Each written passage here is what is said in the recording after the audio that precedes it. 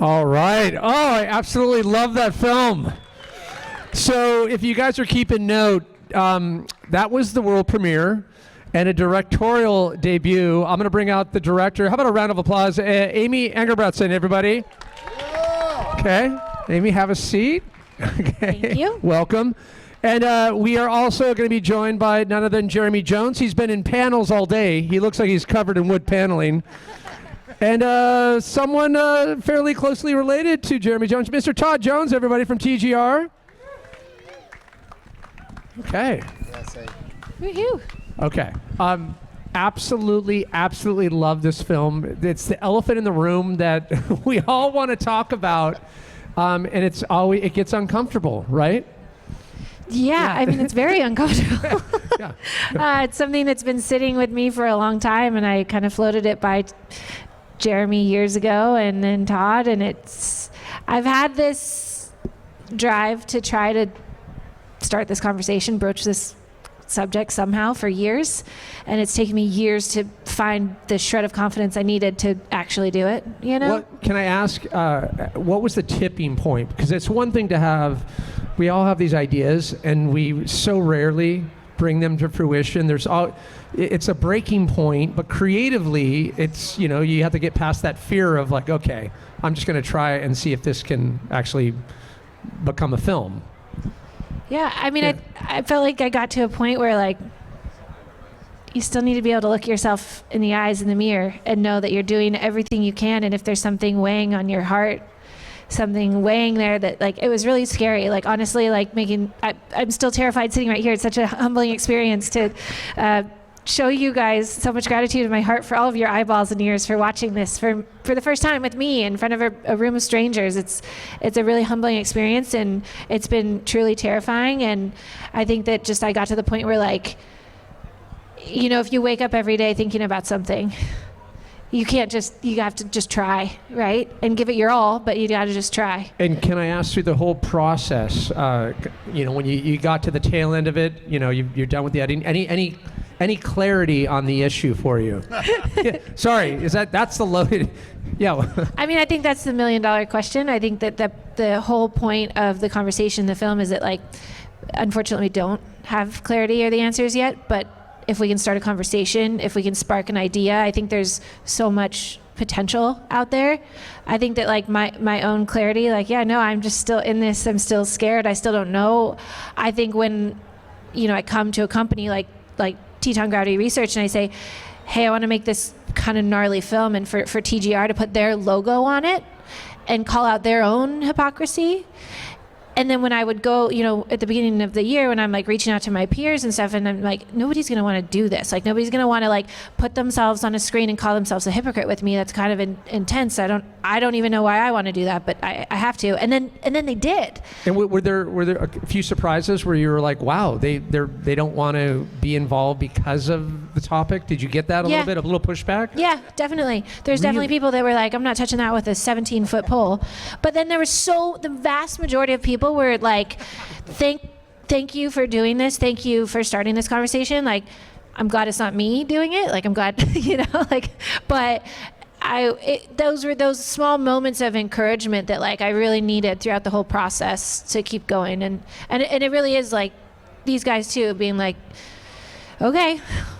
Like, they're not afraid to take chances. These guys are risk takers on every level. But let me speak on to the TGR side. Is this something that you can see TGR doing a little bit more in a collaborative kind of way of starting to kind of mentor? And I know you guys have touched on projects where you've worked with others, but this is uniquely different, if I may say.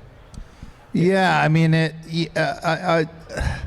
I guess for me, over the 28 years, we've taken a lot of different journeys and paths and roads, and so this was just another one of they're all their own things, right? So someone in my office came to me and said, Amie's got a little bit of money to get this thing. Is that when your ears perked up? When you? No, I'm kidding. Well, I'm kidding. Seed money, all right? Okay.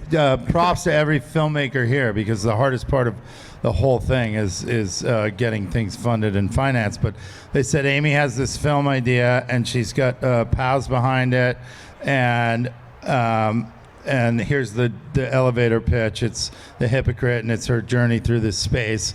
And I said, get me on the phone with Amie. I need to talk to her, and I need to see. And we had probably an hour-long conversation. And I was like, are you ready? Like, are you ready to get shredded? Are you ready to be challenged? Are you ready to be called out? Because we don't want to touch a fluff piece, and we want to dig in, and we want to break you down and break the reason that I think you're asking us to help you make this film. We want to do that. And so it was a journey.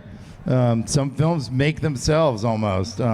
This one was a lot of blood, sweat, and tears, and it took everyone involved in it. And as I say, we bring the boxing gloves out in the edit bay. We had the boxing gloves out for months, but we have a film, and we just world premiered it, and it's kudos, Amie. And exhale, Amie. Permission to exhale.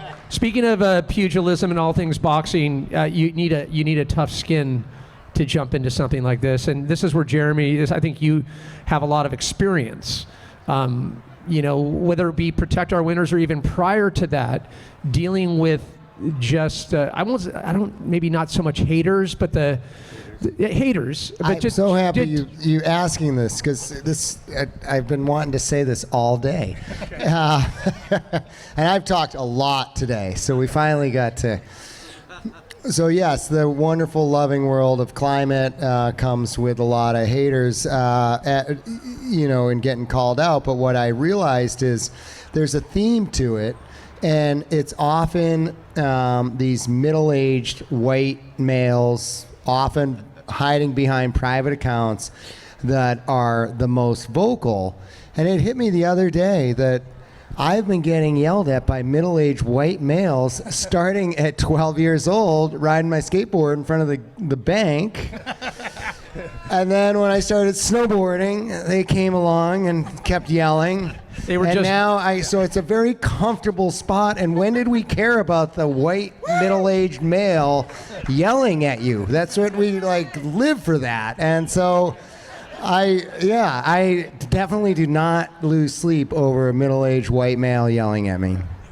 But it unfortunately is part of the cycle, and it gets into, you touched on it in the film, is you start going down this rabbit hole of nonsensical logic. So if we do this or we change this, am I allowed to still enjoy the sled? I mean, I have many a friend, and I know you guys do as well, where they get into sledding and they actually just stop skiing and snowboarding. They love that feeling of powder on the sled, and justifiably so, right? It's one of those things that you should be able to enjoy, should you not? Yeah, I mean, absolutely. I think that in the film we kind of get to I don't know, should we all just stay home all the time and not do any of it? And obviously, the film starts with my journey, and my journey was really conflicted with the snowmobile part of it, but the heli skiing and the flying and all of it. My job is to get people to buy as many skis as possible, right? And so it's hard, when you start getting in that death spiral of well, I guess, let's just all stay home and stay inside and not do anything. And then it's well, what are we fighting to protect? What's the reason to live, And I think that, it's a lot of money has been spent to make us think the way we think right now. A very, very well cohesive story and narrative has been put forth by the fossil fuel industry in a way that we don't even know that that's why we think the way we do. And I just, such a huge turning point for me was yes, getting involved with POW, yes, being inspired by Jeremy's previous films, but when I started to understand what was really happening, why am I feeling this way and why can't I figure out what to do about it? And then I find out it's because this industry spent billions of dollars to make sure that I felt this way and to create all this fighting and block unity so strongly. And then you layer on top of that I represent this community, I'm part of this community in the outdoor world that we're all part of, that actually has so much potential and power that I just didn't realize that. I used to be well, what am I going to do? I'm just a skier and it's the fossil fuel industry. And so I'm just going to be so wrapped up in my apathy that I'm not going to do anything. And it's just, I hope that somebody can learn some of the things I learned and light that spark that lit in me that made me jump off the crazy cliff and make this film. No, absolutely. Well, can I ask what the biggest kind of aha or takeaway for you be? Directing for your first time, going through the process. It is one of those things where first time directors, they didn't see it coming. It's really gnarly. People, how do you feel? I feel so throttled, it was such an intense experience, and so many times of not understanding why I was doing what I was doing, and I guess it's what you do as an athlete. You try to push through those adversities. I've just never done it in this space, and it's a vulnerable place that I've put myself in, and so I've felt really scared and vulnerable the whole time. And that's not going to change, right? Now I'm going to go show a bunch of people and then put it on the internet. And that's really the most vulnerable place. And so I'm going to have to take a page out of the Jeremy playbook. Your executive producers were not, our job is to drive you to make the best film. And so it is gnarly. And we, thanks, but our job is to challenge you. And we did a lot of that, and we plowed through a lot of things. So. But I needed that part, too, It was gnarly but fun. I wouldn't have wanted to make a film with a company that would have let me get away with it or something. You know what I mean? That we needed that. And there's so much tension in the subject. There's so much tension in the title. There was so much tension in the making of the film. It was so intense. I mean, sadly, it will continue. I love the part in the film where you talk about, if I do a ski post, I don't want to do, it's going to be too timely. That's been ingrained recently with the algorithms of social media, that we think it matters. It does matter in a sense, but it doesn't. You have to be so careful, right? Because every pound, every ounce of carbon matters, 100%, for sure. But it's I think when I found it, I went through the calculations of what was my actual carbon footprint for the last year. And then I compared it to the recent Biden administration. The Biden administration recently canceled all drilling in the Arctic National Wild Refuge and the National Petroleum Reserve. And in doing so, they prevented 11 billion tons of carbon from ever entering our atmosphere. And my annual carbon footprint was 20 tons. So those numbers, if you look at what's going to make the biggest difference quickest, we have to go after that first, while still being so mindful that it does matter what we do, for sure. You can't sit here and say it doesn't matter, go throw gasoline around the fire or around the forest. That's not what I'm saying. It matters, but what matters most, and where can we affect change the quickest and the most dramatically, and how can we just unlock, we're not perfect. This isn't a perfect journey. This is an impossible situation we're in, and if we're wrapped up in shame, we're just going to be paralyzed, Well, I want to thank you for starting the conversation, which was existing, but putting it out for the public to see, because I don't think it's anywhere near from being over. And we expect a follow-up film.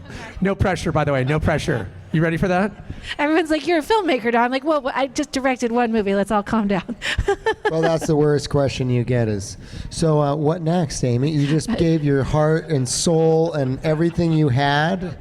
What next? You're exactly right. Okay. Well, how about a round of applause for world premiere? Amie, congratulations. Thank you. Jeremy, thank you for troughing it out all day. And Todd, good to see you again. It's going to be a good 3 more days here at the Coast Film and Music Festival. And thanks Coast, everyone. Thanks, Coast Film Festival, for having us thanks, and letting me do this. Round of applause once again. You. Thank you. Thank you.